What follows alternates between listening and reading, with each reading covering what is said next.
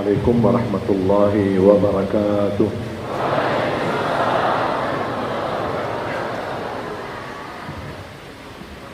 الحمد لله رب العالمين، وأشهد أن لا إله إلا الله وحده لا شريك له ولي الصالحين، وأشهد أن سيدنا ونبينا محمدا عبده ورسوله الصادق الأمين.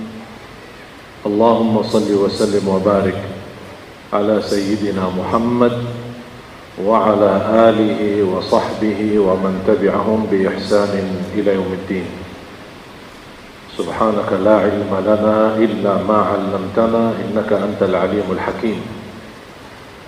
اللهم ألهمني رشدي وأعيذني من شر نفسي. Bapak Ibu, para alim ulama, guru yang mulia, dia luar biasa menyampaikan secara singkat tapi sangat berisi, bermakna. Sa'dul Amin, mudah-mudahan dimuliakan Allah Subhanahu wa Ta'ala, mendapatkan kebahagiaan dunia akhirat, dan ilmunya menjadi bermanfaat dan menjadi saksi baik di hadapan Allah Subhanahu wa Ta'ala. Jamaah sekalian yang dimuliakan Allah Subhanahu wa Ta'ala, kalau bisa kota amal nanti aja kota amal. InsyaAllah tidak ada yang keluar sampai isi kota amal. Setuju? Ya, makanya diam dulu, duduk dulu insyaAllah. Tapi janji ya, tidak ada yang keluar sampai isi kota amal. Ganti lagi ya. Keputusan terakhir, keputusan terakhir ya.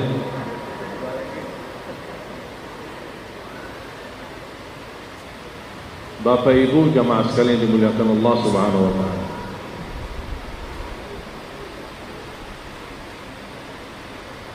sebenarnya hidup kita di dunia ini sebentar, makanya harus terus berjuang, karena tidak ada waktu untuk menunda perjuangan, karena waktu kita singkat. Ingat gak waktu kita dilahirkan, diazani ya? Kita nampak melihat anak-anak baru dilahirkan diazani. Ada yang azan ke kanan, ada yang iqamat ke kiri. Kemudian kalau meninggal dunia disalati. Kira-kira apa hikmah yang harus kita ambil dan belajaran di situ? Hidup kita sebenarnya di dunia ini antara azan dan salat. Lahir diazani, keluar dari dunia disalati. Kira-kira berapa lama antara azan dan salat? Sebentar. Apalagi di Riau saya sering mendengar azan langsung iqamat. Betul kan? Apalagi maghrib ya, azan langsung iqamat, tidak ada pakai sunnah qabliyah, tidak ada. Berarti tidak ada waktu antara azan dan salat. Hidup kita di dunia memang sangat sebentar. Mau 60, mau 70, mau 80, tidak ada artinya dibanding hidup kita di akhirat. Bahkan pernah saya hitung, kalau kita bicara standar a'maru ummati baina 60 wa 70, umur umatku antara 60 sampai 70. Wa qalilun ma yujawizu dzalik, ya sedikit yang boleh lebih daripada itu. Sekarang kita lihat, menghitung yang tua atau yang muda yang lebih banyak. Yang muda lebih banyak daripada yang tua. Kenapa tidak ada banyak yang tua? Karena buru-buru meninggal. Sudah meninggal duluan sebelum jadi tua. Di masa sekarang lebih banyak terhitung pemuda-pemudi yang meninggal dunia dibanding yang tua. Saya pernah hitung, teliti berapa usia umur umat Nabi Muhammad SAW. Kalau kita bicara antara 60 sampai 70, Rasulullah SAW saja 63. Berarti kalau ada yang lebih dari 63 itu sudah bonus. Hati-hati. Coba mari kita sama-sama hitung 60. Kita standar 60. Dari sejak kita lahir sampai balik, belum taklif, berapa tahun? Ayo hitung, berapa tahun? Dari lahir sampai balik, 12, 13, 15. Coba kita hitung kurang lebih 15. Kurang lebih 15. Berarti belum taklif, anggap sia-sia. Tak ada taklif. Bahkan ada berbeza pendapat apakah sah ibadahnya yang belum taklif atau tidak. Apakah diterima atau tidak. Itu muncul berbeza pendapat antara ulama. Karena dia tidak ada kewajiban. Walaupun Rasulullah SAW memerintahkan muru abna'akum lis-salati sab'in, berintahlah anakmu untuk melaksanakan salat di usia 7 tahun. Tapi beda arti memerintahkan anak untuk salat sama bersoalan diterima di sisi Allah atau tidak. Tapi jangan kita bingung menghitungkan masalah fiqhiyah. Tapi coba kembali kita hitung 15 tahun belum taklif, berarti dianggap sia-sia.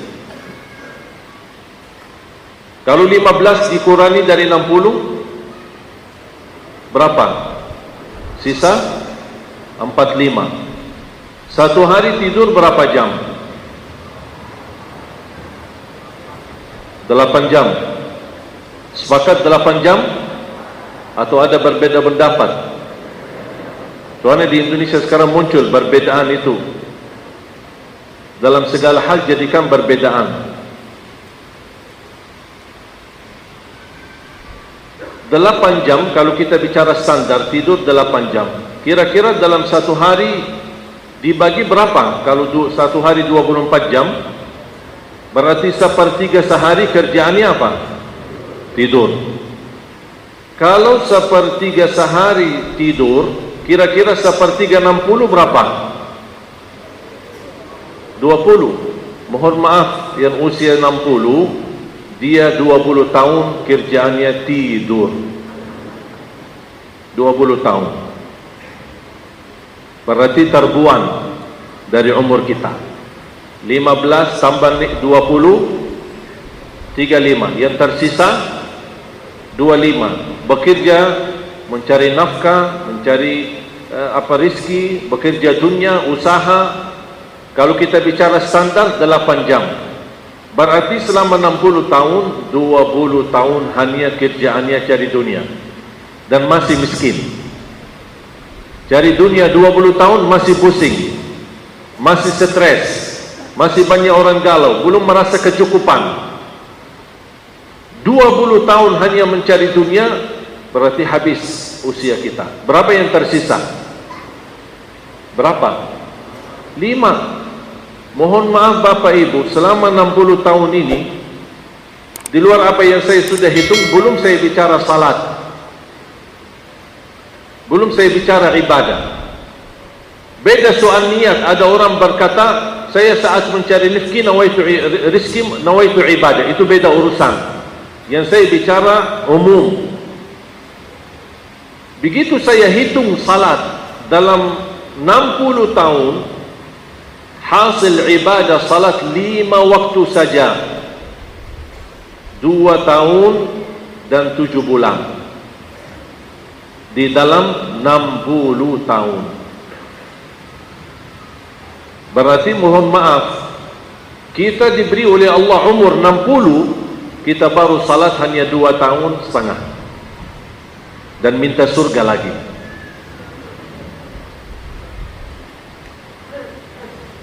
Kira-kira bagi orang yang tidak salat sama sekali, apa yang kita mau hitung? Apa yang mau dihitung kalau dia tidak salat sama sekali? Ulamaul Maghrib, ulama Maroko, pernah mereka membuat ada pertemuan ulama di Maroko, membahas persoalan-persoalan fikih supaya bisa menetapkan fatwa-fatwa yang berlaku di waktu itu. Di antara yang dibahas masalah salat. Apa kata ulama ketika dibahas menyanggung masalah bagaimana hukum orang muslim tidak salat? Kata ulama Maroko, hadhihi mas'alatun jadaliyah faradiyah, karena tidak masuk akal ada orang muslim tidak salat. Makanya ulama Maroko tidak berani memberi jawaban dan fatwa, karena itu hal tidak bisa jadi, mustahil, tidak masuk akal. Ada orang muslim tidak salat. Sekarang pertanyaannya, masuk akal enggak orang muslim tidak salat? Banyak enggak?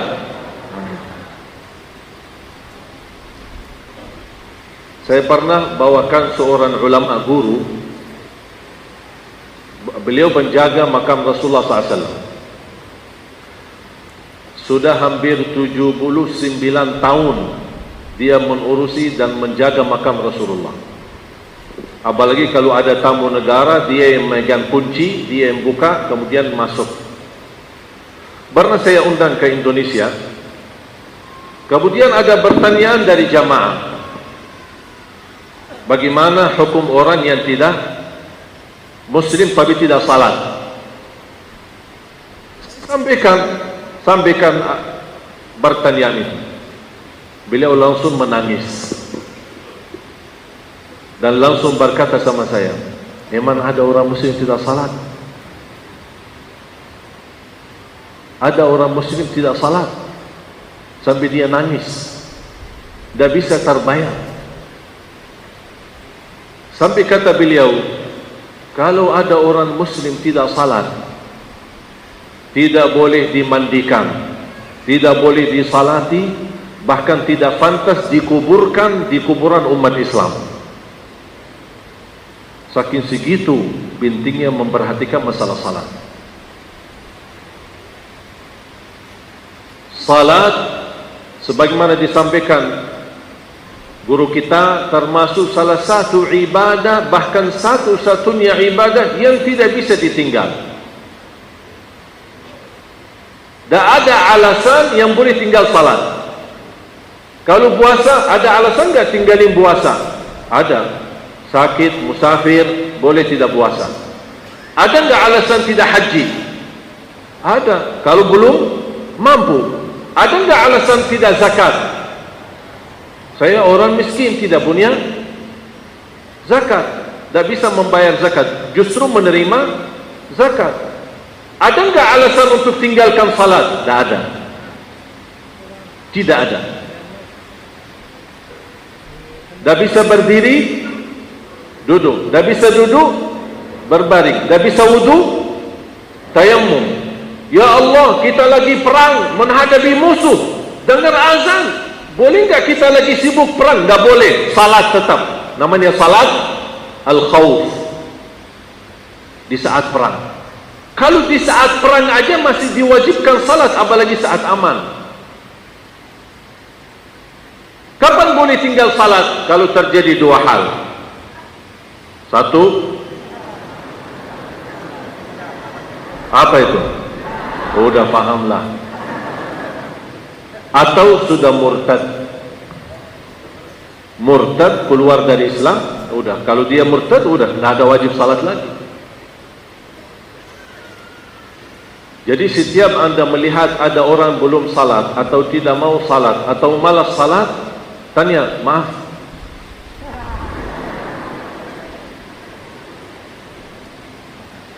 kalau dia bilang, enggak, ya apa ini, saya enggak, ini sehat-sehat aja.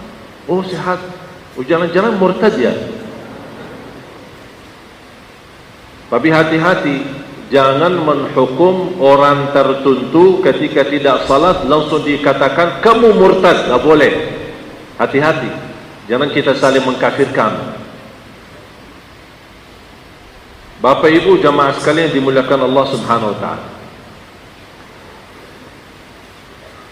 Saat kemarin kita menyambut tahun baru Hijriyah, saya ingat perjuangan Nabi kita Nabi Muhammad sallallahu alaihi wasallam. 13 tahun di Makkah berdakwah, mengajak manusia kepada la ilaha illallah. Sampai di saat diperintahkan salat, Rasulullah SAW masih salat di samping Al-Ka'bah, masih sujud, tapi masih ada di sekitar Al-Ka'bah 360 patung yang disembah oleh Quraisy. Tapi Rasulullah SAW sabar. Belum Allah mengizinkan untuk merubah itu semua. Dakwah jalan, menghadapi tantangan jalan, itu namanya perjuangan. Salah satu yang masuk Islam Bilal radhiyallahu anhu, yang kita tahu ceritanya. Masih budak di bawah Umayyah bin Khalaf, disiksa dan siksanya luar biasa, yang bukan manusia yang normal bisa bertahan. Hanya Umayyah ingin Bilal berkata jelek atau berkata buruk terhadap Islam atau terhadap Nabi Muhammad SAW.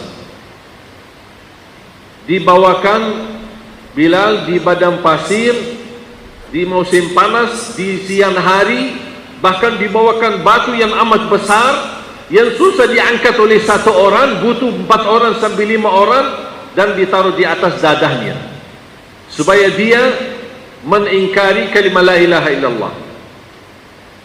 Dia hanya menjawab ahadun ahad, ahadun ahad. Ketika diselamatkan, para sahabat bertanya sama Bilal, apa kelebihan Bilal di saat disiksa begitu kuat bisa tahan? Apa jawab beliau? Khalattu halawatal iman bimararatil azab, faghalabat halawatul imani ala mararatil azab. Saya mencampurkan manisnya iman dengan pahitnya siksa, ternyata manisnya iman jauh lebih tinggi dan lebih besar. Makanya siksa itu tidak dirasakan. Keluarga Ammar bin Yasir, Rasulullah SAW mampiri dan melihat keadaan mereka disiksa sampai mereka berdarah, dicambuk, bermacam-macam. Dan Rasulullah SAW tidak melebihi dengan kata sabran ala Yasir fa inna maw'idakumul jannah. Bersabarlah keluarga Yasir, insyaallah balasannya surga Allah Subhanahu wa taala. Sampai ibunya Ammar bin Yasir, Sumayyah radhiyallahu anha, dibunuh, bahkan ditusuk dengan pisau yang amat dan terisi dengan racun di rahimnya. Di rahimnya ditusuk sampai mati.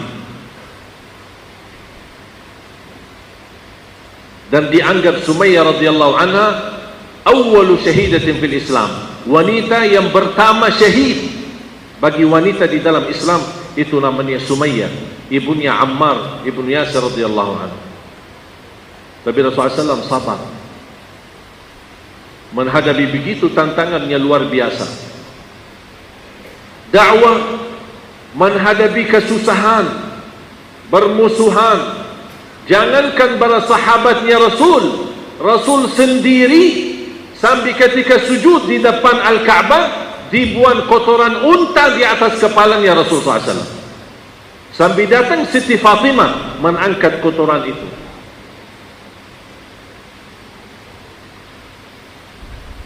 Saya bertanya sekarang Bapak Ibu, pernahkah saat kamu bersujud ada orang buang sampah di atas kepalamu? Belum. Berarti kamu belum diuji. Selama ini belum ujian itu. Itu bukan ujian. Ujian yang bisa dikatakan ujian kalau diuji di agama. Di agama kita. Itu baru namanya ujian. Dari situ terlihat aslinya orang, apakah dia bisa bertahan demi agama atau bisa dengan mudah tinggalkan agama. Na'udzubillah. Sekarang kadang-kadang kita diuji hal kecil saja sudah galau. Tidak mau salat. Pas diajak salat, maaf antum salat, saya lagi galau ini. Diajak salat lagi galau. Dia pikir tambah salat hilang galau, tambah stres. Kalau tidak salat berarti ditambah temani syaitan. Bukan malaikat, syaitan manusia dan syaitan jin ditemani. Malaikat pun sudah tidak ada lagi. Dan kita lupa salat itulah obat segala urusan. Untuk menyembuh penyakit, untuk kabulkan hajat, untuk mengangkat darajat, untuk mengampuni dosa, dikabulkan doa, semua kuncinya di salat. Sampai Rasulullah SAW, "Idza hazabahu amrun laja ila salat." Kalau Rasulullah SAW menghadapi persoalan, bermasalahan, dia langsung ambil air wudu dan segera salat. Dan selalu dia menyampaikan kepada Bilal radhiyallahu an, "Arihna biha ya Bilal." Rahat kami, istirahat kami, kesenangan kami ya Bilal di salat. Berarti kalau ada yang stres, yang galau, yang pusing dalam urusan apa saja, ambil air wudu dan salat 2 rakaat. Sering Ustaz saya kasih amalan begini. Orang suka, karakter kita orang Indonesia ini suka bingung sendiri. Disuruh salat, kalau lagi pusing, lagi stres salat. Terus niatnya apa? Itu aja yang dipersoalkan, selalu dipertanyakan. Niatnya apa? Apa yang saya ucapkan? Apa yang saya harus baca?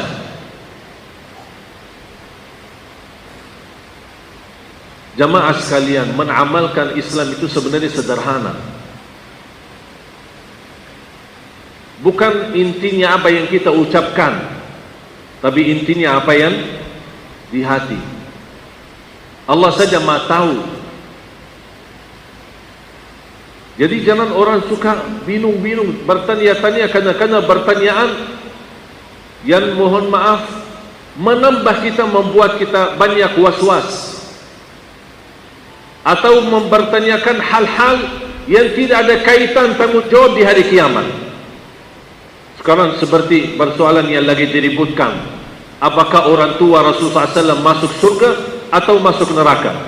Ya urusan kamu apa? Urusan kamu apa? Allah tidak bakal bertanya. Bahkan Munkar Nakir pun tidak akan bertanya masalah itu. Makanya disebut oleh ulama al-ilmu al-fadul, ilmu tambahan-tambahan yang tidak ada artinya, tidak ada gunanya. Seperti orang bertanya, baca suratul Kahfi yang hanya cari tafsirnya anjing yang Allah sebutkan dalam suratul Kahfi, warnanya apa? Itu anjing dari mana? Ditinggalkan semua cerita di suratul Kahfi yang ditanyakan masalah anjing. Atau ada orang kemarin, kalau kita posisi makmum, kita bertiga, imam di depan, kita di belakang. Dia tanya posisi saya sebagai makmum, saya di mana berdiri? Saya jawab di Instagram, saya jawab di belakang. Dia tanya lagi, maaf di belakang di mana? Di kanan atau di kiri? Saya menjawab di belakang, di depan. Dia tambah bingung kan? Langsung, gimana belakang depan? Maksudnya? Tak pakai maksud saya jawab. Aku udah jawab yang jelas, aku bertanya-bertanya. Jadi jangan bagi was-was, sudah jelas, memahami, ikut. Prinsip yang disebut kata dosa, wal ismu ma haka fi nafsika wa karihta an yattali alaihi an-nas. Dosa itu dijawab oleh Rasulullah SAW. Segala sesuatu yang membuat jengkel di hati, rasanya tidak enak, dan membuat malu rasanya kalau orang lain tahu, berarti hal itu tidak baik, tinggalkan. Ada dua, perasaannya tidak enak, jangan cari fatwa, jangan cari ustaz sana sini. Udah, rasanya tidak enak, tinggalkan, diamkan. Udah, tidak usah tanya lagi. Yang kedua, kalau kita lakukan membuat saya malu tidak di hadapan orang, kalau mempermalukan di hadapan orang, berarti hal itu tidak baik, tinggalkan dan tidak usah tanya lagi. Dan itulah yang dijawab oleh Rasulullah SAW. Al-ithmu ma haka fi nafsika wa karihta an yattali'a alaihi nas. Dosa itu yang jengkel di hati, yang membuat perasaan tidak enak. Yang kedua, membuat kita seandainya kita lakukan, membuat kita rasa malu di hadapan orang. Bapak Ibu jamaah sekalian yang dimuliakan Allah Subhanahu wa taala. Rasulullah SAW 13 tahun bertahankan kondisi dan keadaan di Makkah. Sambil melihat kondisi keadaan, jangankan sahabat pun diancam, Rasul sendiri mendapatkan ancaman yang berbahaya. Jangankan dari orang Arab atau dari Quraisy, tapi dari pamannya sendiri Abu Lahab. Tapi Rasulullah SAW sabar, tidak membalas dan tidak menjawab. Allahumma hdi qaumi fa innahum la ya'lamun. Memohon kepada Allah, ya Allah berikan hidayah kepada kaumku. Sampai Allah Subhanahu wa taala hantarkan kepada Rasulullah SAW keluarga dari Al-Aus dan Khazraj yang mereka datang dari Madinah setiap haji. Bahkan beredar setiap haji. Itu zaman haji, walaupun mereka kufar Quraisy, kafir, tidak terima Islam, tapi ibadah haji dilaksanakan dengan cara mereka. Bahkan Quraisy bangga karena menjadi berkhidmat, melayani jamaah haji. Mereka bangga walaupun mereka kafir. Beredarkan berita Abu Jahal bersama tim, dia punya tim sosial media, Abu Jahal. Diberedarkan berita, isu fitnah, jangan ada jamaah haji yang bertemu namanya Muhammad. Hati-hati,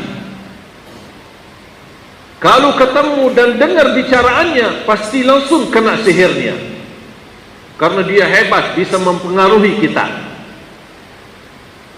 Semua jemaah yang datang dari At-Taif, dari negara manapun, dari kota manapun masuk ke Makkah, disampaikan isu fitnah itu. Itu namanya mereka menginginkan membadamkan cahaya Islam dengan mulut mereka. Isu fitnah. Yuriduna liyutfi'u nurallahi biafwahihim wallahu mutimmu nurihi walau karihal kafirun. Di satu qiraah, wallahu mutimmun nurahu walau karihal kafirun. Mereka berupaya membadamkan cahaya Islam dengan mulut mereka, dengan upaya mereka, tapi Allah menjanjikan akan sempurnakan cahaya Islam di muka bumi, walaupun mereka orang kafir membencinya. Saya pahami dari ayat ini, Allah tidak menunggu pertolongan kita untuk agamanya. Allah tidak mengharapkan bantuan kita untuk agamanya. Kita tolong agama Allah, tidak tolong agama Allah, tetap Islam ini bakal sempurna. Tapi kita yang mendapatkan kemuliaan di sisi Allah kalau nama kita terlibat dalam berjuangkan Islam. Jadi ketika kita memperjuangkan Islam, jangan ada di antara kita yang merasa aku sudah bisa tolong Islam, aku bisa membantu Islam. Jangan bahasa itu, karena Allah tidak menunggu kita menolong Islam ini. Tapi kita yang akan mendapatkan kemuliaan. In tansurullaha yansurkum. Kalau kalian menolong Allah, pasti akan Allah menolong kalian. Padahal Allah tidak butuh pertolongan kita. Allah hantarkan kepada Rasulullah SAW pemuda dari kota Madinah. Ketika mereka masuk di musim haji, berkeinginan bertemu Rasul dan berdialog sama Rasul, mereka ternyata menerima Islam dan mereka bayat yang disebut bayatul aqabatil ula. Tapi jumlah masih sedikit. Disampaikan oleh Rasul, bagaimana bisa enggak penduduk Madinah ada lagi yang lebih banyak? Mereka datang di tahun berikutnya di waktu haji, bertemu Rasulullah SAW dengan jumlah yang lebih besar, disebut bayatul aqabatil tsaniyah, bayat yang kedua oleh orang Madinah bersama Rasulullah SAW. Sampai Sa'd bin Mu'adz radhiyallahu anhu, salah satu pimpinan Al-Ansar di Madinah, dia sampaikan kepada Rasul, mohon maaf ya Rasulullah, kami sudah terima Islam dan bersedia membaiat, kurbankan jiwa kami, tumpahkan darah kami, kurbankan istri kami, anak kami, rumah kami, karena kita menerima Islam berarti akan menjadi bermusuhan dengan Quraisy. Mohon maaf ya Rasulullah, kami sudah memberikan ini semua, apa yang kami dapat? Apa yang kami dapat? Beliau ingin tahu, jangan-jangan sia-sia perjuangan itu. Langsung SAW, aku bisa menjanjikan kepada kalian surga Allah. Hanya satu kalimat, surga Allah. Langsung Sa'd bin Mu'adz menunjukkan tangannya, aku baiat ya Rasulullah, dan aku terima. Begitu mereka percaya apa yang disampaikan oleh Rasulullah SAW, tidak berbagai fikir-fikir. Makanya ketika bapak ibu berkesempatan beramal saleh, jangan tunda-tunda kesempatan itu, karena bisa jadi tidak terulang lagi. Jangan ada orang bagi berhitung-hitungan ketika diajak bersedekah, gimana ya, saya pikir dulu ya, mau hitung-hitung dulu ya. Coba lihat sikap Al-Ansar, tanpa memfikirkan, tanpa tawar-menawar. Begitu Rasul berkata, Allah balas bagi kalian surga, langsung mereka berbaiat kepada Rasulullah SAW. Faham tak baiat itu apa? Baiat itu berarti mereka sudah melepaskan segalanya untuk Rasul, menurbankan hak jiwanya, nyawanya, keluarganya untuk Rasul.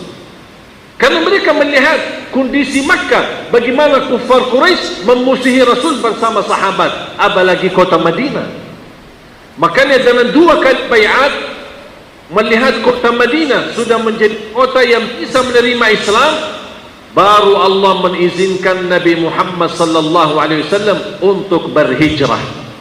Karena 13 tahun di Makkah, maka sudah tidak bisa menerima dakwah lagi, harus berhijrah.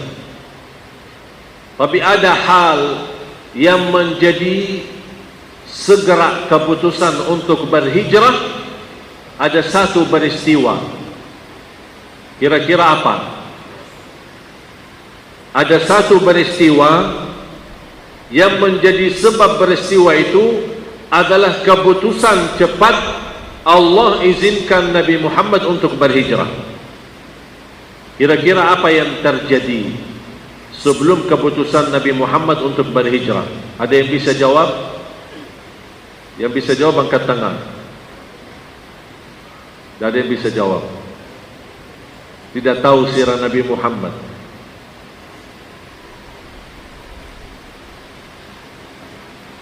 Malam hari terjadilah meeting darurat, rapat. Ketua umum majlis rapat Abu Jahal,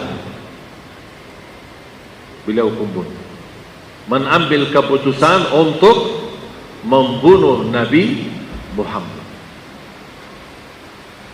Di luar Makkah sudah berbahaya, tidak bisa terima dakwah. Sekarang bukan jangankan Makkah berbahaya, nyawa Nabi Muhammad dalam kondisi ancaman, terancam. Makanya Allah perintahkan Nabi Muhammad untuk berhijrah. Rasulullah SAW berhijrah bersama Sayyidina Abu Bakar radhiyallahu anhu. Bapak Ibu, begitu saya mempelajari, tak pernah bisa merasakan nikmatnya membaca sebuah buku selain Al-Quran sebagaimana merasa kenikmatan ketika membaca sirah Nabi Muhammad SAW. Dan sayang sekali kita di zaman sekarang, banyak umat Islam tidak kenal baik dan lebih dalam sirah Nabi Muhammad SAW. Padahal Nabi Muhammad adalah bukan sebaik-baik Nabi, bahkan termulia di antara seluruh manusia sallallahu alaihi wasallam. Bapak Ibu jamaah sekalian dimuliakan Allah Subhanahu wa taala. Salah satu yang membutuhkan perjuangan dan menjaga perjuangan adalah menguatkan tali hubungan kita sama Allah. Mohon maaf, kita punya banyak persoalan dengan hubungan kita sama Allah. Saya kasih contoh. Doa ada 3 macam. Doa ada 3 macam. Yang pertama, at-talab, memohon, meminta. Yang kedua, al-isti'adzah, memohon perlindungan dari keburukan, dari syaitan, dari jin, dari hawa nafsu. Yang ketiga, munajat. Munajat.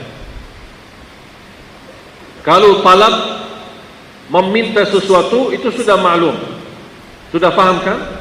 Minta, ya Allah ampuni, ya Allah murahkan rezeki, ya Allah berikan sehat, ya Allah berikan panjang umur, istiqamah Islami. Itu namanya talab, doa meminta. Isti'adzah adalah perlindung kepada Allah SWT dari keburukan, dari kejahatan. Seperti misal, a'udzu bikalimatillahi tammat min syarri ma khalaq. Dan doa-doa yang maknanya dan isinya memohon perlindungan dari keburukan. Yang ketiga, bermunajat. Inti dari bermunajat itu sebenarnya menjadi kokoh daripada doa. Munajat itu adalah memuji Allah tanpa meminta. Munajat, memuji Allah tanpa meminta, tidak minta sesuatu. Hanya cerita, hanya curhat. Dan mohon maaf, banyak yang merasa belum bisa curhat sama Allah. Ketika menghadapi satu masalah, pasti sering mencari orang, mau curhat dong. Itu aja yang sering terjadi. Curhat sama ustaz, curhat sama kiai, curhat sama habib. Kenapa tidak bisa curhat sama Allah? Cerita. Buat apa saya munajat? Aku suka berbicara sama Allah. Aku ingin Allah mendengar apa yang bisikan saya. Aku suka Allah mendengar bisikan saya. Apalagi di saat benar-benar merasa kesempitan dada, kesempitan hati, sudah merasa benar-benar tekanan batin. Kalau di saat tekanan batin sudah tidak mau bermunajat sama Allah, kira-kira kapan mau bermunajat?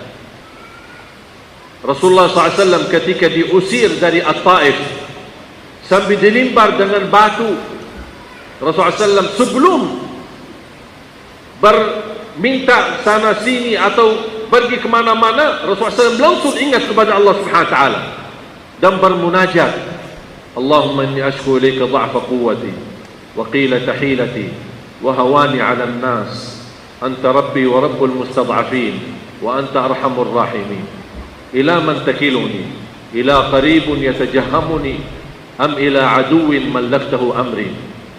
Illam yakun bika alayya ghadabun fala ubali, ghayra anna rahmataka awsa'u li wa a'zamu indi. A'udzu binuri wajhika alladhi ashraqat lahu as-samawati wal ard min an yahilla bi ghadabuk aw yanzila alayya sakhatuk lakal utba hatta tarda wala hawla wala quwwata illa bik. Bermunajat. Rasul saja bermunajat kepada Allah Subhanahu wa taala, nabi yang termulia. Makanya akibat bermunajat Rasulullah SAW terjadilah cerita Isra dan Mi'raj. Betapa banyak kita butuh duduk sendirian sama Allah. Faham gak duduk sendirian sama Allah? Berkhalwah. Sempatkan setiap malam walaupun setengah jam duduk sama Allah, berdua. Ungkapkan semua persoalanmu. Walaupun anda tidak minta, cuma ingin cerita. Buat apa? Aku merasa nyaman, aku merasa bangga, aku rasa senang hati kalau aku bisa bicara sama Allah. Dan Allah maha mendengar dan maha melihat. Dan coba subhanallah, setiap bahasan doa selalu innaka sami'ud doa. Allah maha mendengar bisikan-bisikan doa kita. Bapak Ibu jamaah sekalian dimuliakan Allah Subhanahu wa taala. Saya akhiri satu pesan. Kita umat Islam di Indonesia membutuhkan kebersamaan dan kebersatuan, apalagi di saat ini. Dan Allah melarang kita wala tanaza'u fatafshalu wa tadhhaba rihukum.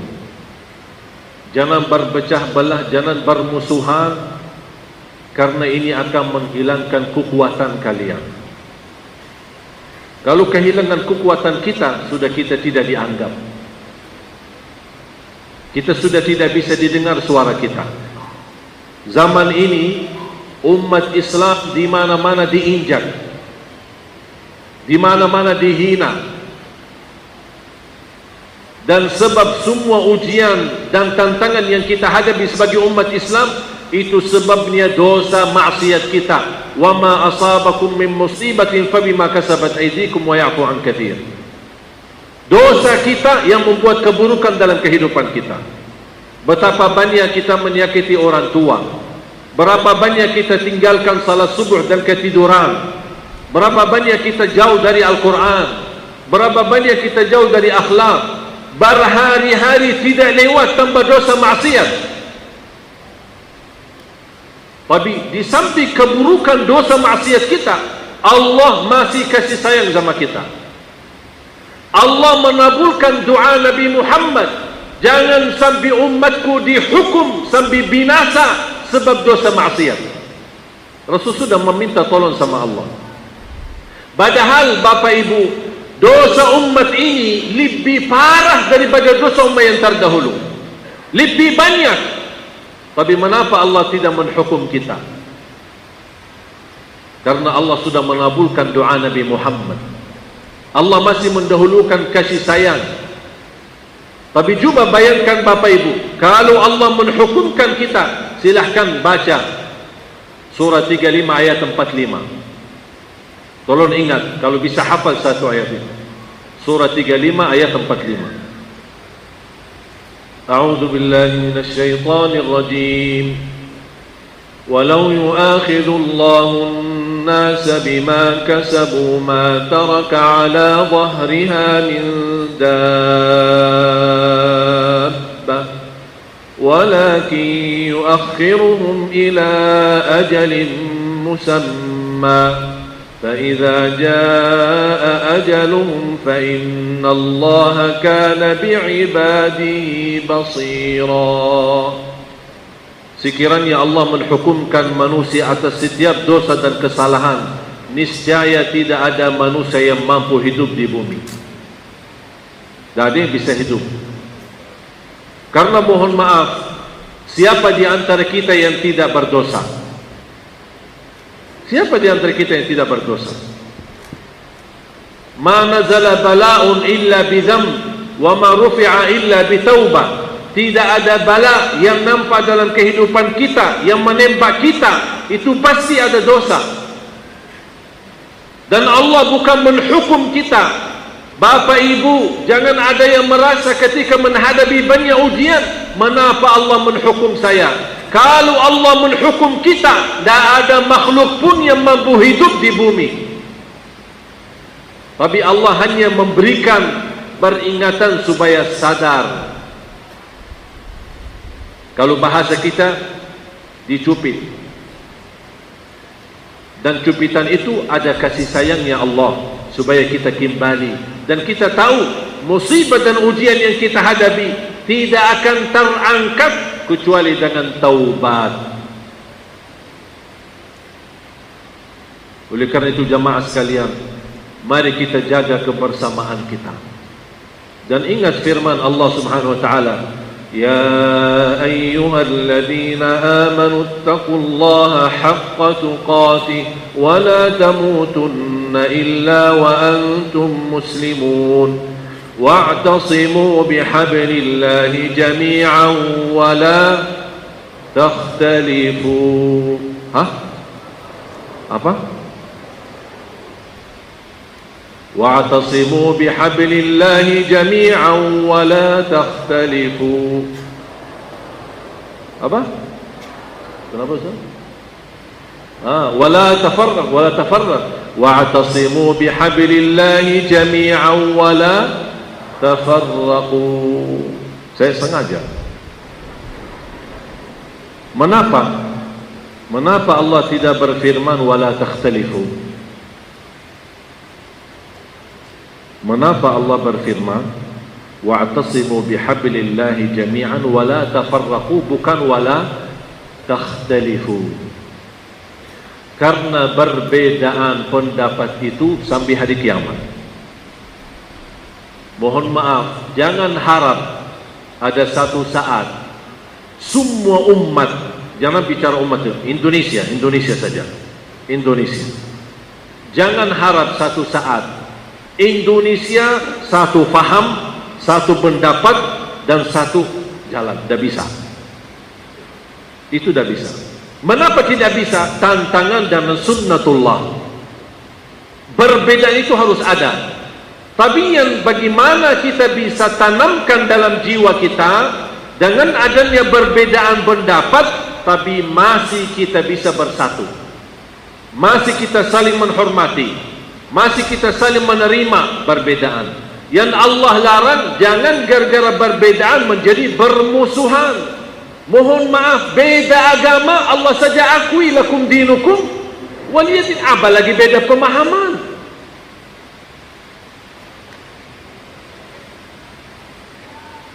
Kita aja diminta berbuat baik sama tetangga. Tetangga muslim, non muslim sama. Muslim, tetangga, kerabat kita punya 3 hak. Pertama karena kerabat, 2 karena muslim, 3 karena tetangga. Non muslim, kerabat, tetangga punya 2 hak, karena tetangga dan karena kerabat. Non muslim bukan keluarga kita, tapi dia tetangga, masih punya hak karena dia tetangga. Begitu ajaran Islam. Damai, menjaga, melayani. Kalau tuan rumah dia pergi, kita urusi keluarganya, urusi istrinya, urusi anaknya. Itu ajaran Islam. Itu sama non-muslim begitu diajarkan. Mengapa kita dengan adanya ada sedikit berbeda pendapat, langsung kita berantem, saling membidahkan, saling menyesatkan, saling bermusuhan, seolah-olah golongan ini yang pantas masuk surga, yang lain tidak pantas masuk surga. Itu yang terjadi sekarang di Indonesia.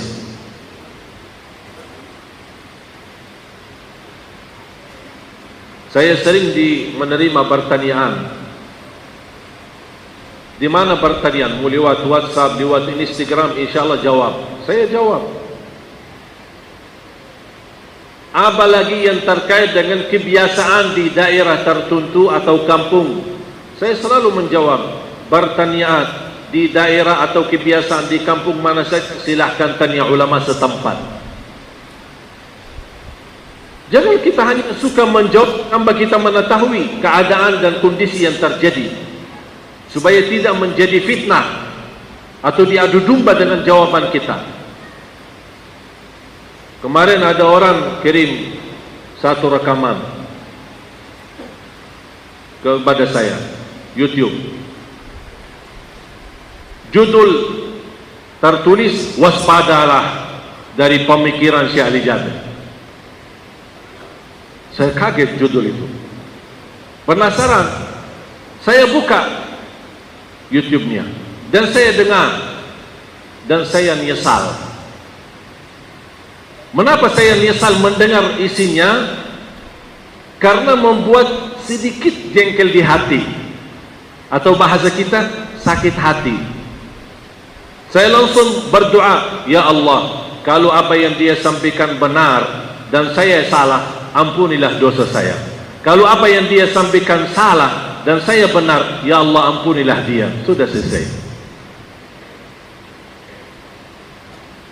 Sampai ada yang kirim, tolong Syekh, balas, buat rekaman. Buat apa? Balas, besok dia balas, kita balas lagi, besok dah habis. Buat apa? Dah apa-apa, maafkan aja. Dan kalau saya mau jawab secara ilmiah, saya bisa 1 hari jawab, menhujjat dia. Tapi buat apa? Udah, dah usah banyak-banyak jawab, dah usah banyak bertanya. Biarkan saja. Selama saya berada di Indonesia, berusaha memberi bagaimana kita bisa bersatu dan bersama-sama. Masuk masjid, saya suka bertanya. Pertama, saya hindari menjadi imam. Saya tidak suka jadi imam. Kadang-kadang diminta, saya tidak suka. Mengapa? Takut saya jadi imam, ada hal-hal yang tidak terbiasa dilakukan menjadi masalah atau salah difahami. Apa itu aliran itu, Ustaz? Ini dari Madinah pasti Wahabi. Udah, lebih baik tak usah jadi imam. Kalau terpaksa, saya suka bertanya, jahar bismillah enggak? Kalau jahar, saya bismillah keras. Kalau tidak jahar, ya bismillah. Tetap bismillah, tapi sir, didiamkan. Baki kunut tidak. Kalau baki kunut, saya kunut. Kalau tidak baki kunut, ya saya tidak kunut. Jangankan dipersoalkan ini, Bapak Ibu, demi bersatuan, boleh kita tinggalkan rukun demi mengikuti imam. Hadis yang di Sahih Bukhari, Rasulullah SAW, "Idza ammana al-imamu, idza kabbara al-imamu fakabbiru, wa idza raka'a farka'u, wa idza sajada fasjudu, wa idza shalla qa'idan fasallu qu'udan ajma'in." Kalau imam takbir, takbirlah. Ruku', ruku'lah. Sujud, sujudlah. Kalau imam salat duduk, makmum wajib duduk. Padahal berdiri hukumnya apa? Rukun, bukan wajib. Rukun lebih tinggi daripada wajib. Tapi kenapa Rasul memerintahkan makmum ikut imam? Karena imam kita lagi sakit atau dia tua dan tidak ada imam lain. Dia terpilih jadi imam, tapi dia salat dalam kondisi duduk. Wajib makmum duduk, menjaga kebersatuan. Apalagi kalau hal sunnah yang hukumnya sunnah, atau muncul perbedaan, apa ini sunnah atau sunnah hasanah atau bid'atun hasanah, tidak bisa dipastikan. Makanya ada 4 mazhab, dasarnya ijtihad. Ijtihad. Tak bisa Bapak Ibu semua urusan kita sehari-hari cari nas. Tak ada nas. Tidak semua ada nas. Kan berubah, zaman berubah, tapi Islam berlaku setiap zaman dan setiap saat sampai hari kiamat. Tinggal kita mau enggak ikuti Islam. Oleh karena itu jamaah sekalian, jangan berdebat. Jangan lihat siapa yang mengisi ceramah. Tak usah kenal dia, tak usah lihat latar belakangnya. Dengar isinya, bermanfaat ambillah, tidak bermanfaat buanglah dan diam, tidak usah menjelekkan orang itu. Udah selesai. Tidak usah kita saling menjelekan, apa itu Ustaz, apa ini, tidak usah. Kalau anda merasa tidak bermanfaat, buang dan diamkan. Jangan ada di antara kita datang hari kiamat bunya mulut terhadap ustaz lain, bicara A, bicara B. Tidak usah. Sabar. Sering saya datangi majlis ulama. Wallahi, selama saya belajar, saya tidak pernah melihat majlis ilmu sebagaimana kalau di Indonesia seperti para habaib. Duduk, tak pernah sebut orang lain. Tak ada urusan sama orang lain. Mau dia buruk, mau dia lawan, mau dia wahabi, mau dia apa, tak ada. Bahkan pernah saya hadiri satu majlis ketika ada seorang habib agak sedikit keras membicarakan wahabi, membicarakan ini. Langsung ketua majlisnya berdiri, mohon maaf, kita tidak ada bicara itu. Tolong sampaikan bermanfaat yang untuk umat. Jangan mencari persoalan. Semua orang yang memperjuangkan dakwah, insyaAllah niatnya baik. Ada salah? Ada salah. Tidak semua benar. Termasuk saya. Tidak semua benar. Apa yang saya sampaikan, wallahi saya yakin tidak 100% Bapak Ibu dalam pikirannya terima. Tidak bisa 100%. Saya tidak bisa maksa. Anda punya pemikiran, punya dasar ilmu, silahkan ikuti yang bermanfaat. Jangan mencari persoalan dan permasalahan. Dan ingat kata mutiara, kalau boleh dituliskan. Imam Syafi'i rahimahullah, ra'yi sawabun yahtamilul khata' wa ra'yu ghairi khata'un yahtamilus sawab. Pendapatku benar, bisa jadi salah. Pendapat orang lain salah, bisa jadi benar. Ini tolong hafal. Apa kata Imam Syafi'i? Pendapatku benar, bisa jadi salah. Pendapat orang lain salah, bisa jadi benar. Sudah selesai. Ketika Imamul Hasan al-Basri rahimahullah ditanya masalah kunut subuh, apa hukumnya? Apa dia menjawab? Kunut subuh baik, dilakukan baik, tidak dilakukan baik. Sudah selesai. Masih ada orang bertanya, kalau saya ikut makmum, saya sebagai makmum, saya boleh enggak angkat tangan? Boleh enggak saya turunin tangan? Tidak angkat tangan, tidak kunut. Itu masih ada dipikirkan. Tarawih 23 atau 11, itu aja yang diberdebat. Sampai berpecah belah jamaah kita. Sampai ada satu cerita, saya tutupin cerita ini. Ada dua orang datang, takmir masjid sama wakil, berdebat masalah tarawih. Ini yang susah. Jamaah kita berantem terus setiap tahun. Kami mengambil keputusan, saya sebagai ketua takmir masjid, kita salat 11. Dasarnya apa? Rasulullah sallallahu alaihi wasallam tidak pernah lebih daripada 11, kata Siti Aisyah, di bulan Ramadan maupun di luar bulan Ramadan. Wakilnya masih menetapkan, kami sudah bertahun-tahun biasa 23. Masa Masjidil Haram sesat? Masjidil Haram, Masjid Nabi kan juga 23. Berdebat mereka, datang ke saya, berantem lagi di depan saya. Saya bilang, bapak-bapak berantem, kalau berantem silahkan pulang, saya tidak ada waktu. Kalau mau bertanya silahkan duduk. Ya, tolong bagaimana solusinya? Saya langsung jawab, solusinya silahkan habis Isya, sampaikan kepada jamaah, mohon maaf Bapak Ibu, kita tidak ada tarawih, silahkan tarawih masing-masing di rumah. Sudah selesai masalah. Sudah selesai masalah. Tak ada masalah kan? Tak ada. Dan sudah ijma', sudah diijma' oleh ulama, tidak ada batas jumlah salat malam. Tidak ada batasnya.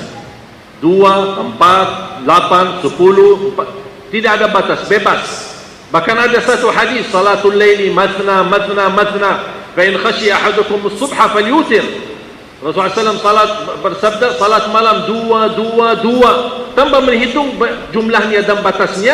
Kalau takut masuk waktu subuh, tutup dengan witir, sudah selesai.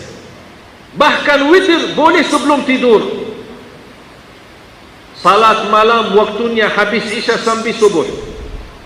Boleh di awal waktu, boleh di tengah waktu, boleh di akhir waktu. Afdal di akhir waktu. Tapi kalau ada orang merasa, aku susah bangun tahajud, boleh enggak saya salat malam sebelum tidur? Ya boleh. Bahkan itu menjadi wasiat Rasulullah SAW kepada Abu Hurairah, Abu Dzar radhiyallahu anhu, wa an utira qabla an anam. Salah satu wasiat Rasulullah kepada Abu Hurairah, jaga witir sebelum tidur. Maksa-maksa, katanya kalau mau salat malam harus tidur dulu, walaupun sebentar, 1 menit. Saya pernah lihat pendapat berantem di Instagram. Saya sudah memberikan penjelasan salat malam, terus saya baca komentar-komentar ini. Salat malam kan harus tidur dulu. Sambil, ya memang harus tidur dulu. Terus walaupun 1 menit. Salah satunya tulis, walaupun hanya tutup mata sebentar, buka lagi, boleh salat malam. Itu kan berlebihan. Ujung-ujungnya berantem tapi tidak salat malam. Ini menurut saya kembali kepada keadaan masing-masing. Yang biasa tidur, bangun tahajud, teruskan. Yang merasa diri saya orang suka malas, tidak bisa tidur dan bangun, syukur-syukur kalau bangun subuh. Ya udah, kalau anda tahu diri, salat malam sebelum tidur dan tutup witir. Boleh enggak kalau saya bangun lagi belum azan subuh, boleh enggak saya salat malam lagi? Boleh salat malam lagi, tapi tidak boleh witir lagi, karena Rasulullah SAW melarang 2 kali witir dalam 1 malam. Sederhana. Dan jangan orang berdebat masalah tarawih lagi. Mau 11 boleh, mau 23 boleh. Kalau hanya yang dituntut dan dihujjat 11, karena Rasul tidak pernah lebih dari 11, ada satu hadis yang sahih yang diriwayatkan Imam Bukhari, Abdullah bin Abbas radhiyallahu anhu berkata, salat malam Rasulullah SAW 13. Ayo coba, mau terima yang mana? Siti Aisyah atau Abdullah bin Abbas? Berantem lagi. Dah ada. Udah mau 11 boleh. Bahkan kalau benar-benar mau 11, mau ikuti sunnah, tolong jangan hanya melihat angka jumlahnya 11. Tapi coba apa kata Siti Aisyah, lanjut hadisnya. Ujungnya apa? Fala tas'al an husnihinna wa tulihinna. Jangan tanya lagi indahnya salatnya dan panjangnya salat Rasulullah kalau salat malam, sambil bengkak kakinya. 1 rakaat saya hitung dari riwayat-riwayat hadis, 700 ayat dalam 1 rakaat. InsyaAllah kalau kita laksanakan ini, saya jamin tidak ada makmum yang salat di belakang itu. Gimana mau 11 seperti Rasul? Makanya sederhana saja, 11 boleh, 23 boleh, mau tarawih sendiri pun di rumah boleh, tidak masalah. Kembali lagi jamaah sekalian, mari kita rapatkan saf-saf kita. Sebagaimana kita mampu rapat saf di masjid, saya mohon rapat saf juga di luar masjid. Sebagaimana mampu rapat saf di masjid, rapat juga hati di luar masjid. Jumlah umat Islam di Indonesia bukan sedikit, dan sering saya sampaikan dalam khutbah Jumat, dengan jumlah yang banyak di umat Islam, tidak usah bicara Timur Tengah, umat Islam di Indonesia 250 juta lebih. Kalau umat Islam di Indonesia bersatu, meludak. Paham meludak? Ke Israel, saya jamin Israel tenggelam. InsyaAllah saya jamin. Tapi bersatu, 250 lumayan ini ya. Meludak semua tapi Israel tenggelam. Sayang sekali kita bisa meludak tapi sesama Muslim. Itu yang terjadi di Indonesia. Makanya diketahui ketika ada kasus, aksi, ada persatuan, berjuangan, diketahui kita. Walaupun kita alhamdulillah dengan aksi demo kemarin menunjukkan ke dunia betapa umat Islam yang banyak turun untuk membela Al-Quran, tapi tertib, bersih, aman, makmur, dan luar biasa menjadi contoh baik untuk semua dunia. Dan menurut saya, nampaknya hal ini susah terulang lagi. Makanya ma'murkan, sebagaimana kata Sayyid Qutb rahimahullah, aqimul islam fi qulubikum yuqam ala ardikum. Bangunlah Islam, wujudkanlah Islam di hatimu, akan Allah wujudkan Islam di muka bumi. Jangan tugas kita khilafah apa ini mau mewujudkan, menegakkan hukum. Sederhana, wujudnya khilafah bakal terjadi, dan itu janji Allah dan Rasulnya akan terjadi, akan kembali zaman khilafah. Itu bukan urusan kita, itu sudah janji Allah. Urusan kita apa? Ikuti perintah Allah, mewujudkan Islam dalam kehidupanmu sehari-hari. Jadilah orang muslim contoh baik. Dari situlah akan Allah berikan pertolongannya menjadi bumi semua Islam. Dan Allah sudah janji dalam Al-Quran surat An-Nur ayat 52, ayat 53, ayat 54, ayat 55. Surat An-Nur, wa'adallahu alladhina amanu minkum wa 'amilus salihat la yastakhlifannahum fil ard. Silahkan baca isinya, belajar tafsirnya. Allah sudah wa'ada bagi bahasa fi'il madhi. Allah telah menjanjikan akan wujudkan khilafah di bumi. Allah sudah janjikan. Tinggal hanya kapan saatnya terwujud janji Allah. Karena kita tahu innallaha la yukhliful. Allah tidak pernah mengingkari janjinya. Berarti bukan tugas kita mewujudkan khilafah, tapi tugas kita mewujudkan Islam dalam kehidupan kita. Sudah faham? Mari kita sama-sama hormati ulama, terima perbedaan. Jangan kita orang-orang mengambil sebagaimana kata Imam Maliki, jangan menjadi seperti lalat, hanya jatuhnya di atas kotoran. Jangan menjadi seperti lalat, hanya jatuhnya di mana tempat kotoran malah kita cari. Semua orang punya salah, termasuk saya punya salah. Kalau hanya yang dicari kesalahan, na'udzubillah, hancur kita. Tapi lihat, ada negatif, ada positif, ada yang baik, ada yang buruk. Dan insya Allah yang baik lebih banyak daripada yang buruk. Mudah-mudahan menjadi sebab Allah ampuni kekurangan kita. Semoga pertemuan malam ini menjadi pertemuan bermanfaat. Belajar, belajar, belajar. Sebagaimana kata beliau, jangan berhenti belajar. Wallahi Bapak Ibu, semakin mendalami Islam, semakin membelajar, wallahi terbuka wawasan kita.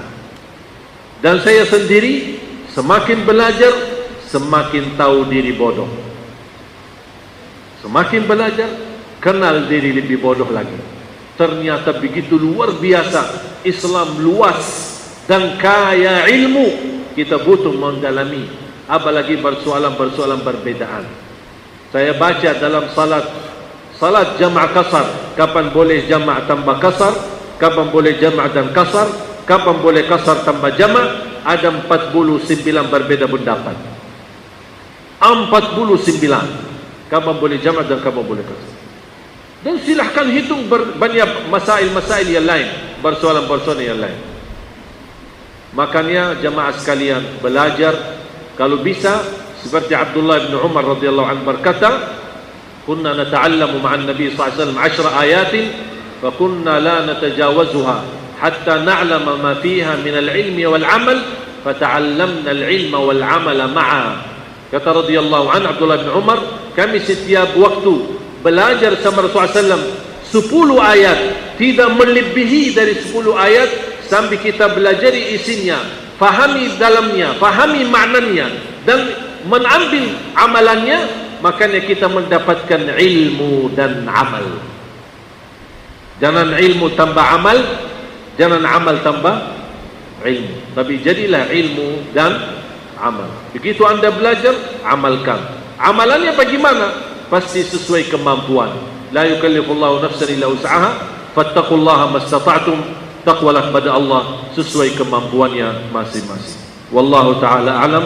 Kurang lebihnya mohon maaf. Subhanakallahumma bihamdik asyhadu an la ilaha illa anta astaghfiruka wa atubu ilaik. Assalamualaikum warahmatullahi wabarakatuh. Waalaikumsalam warahmatullahi wabarakatuh. Takbir.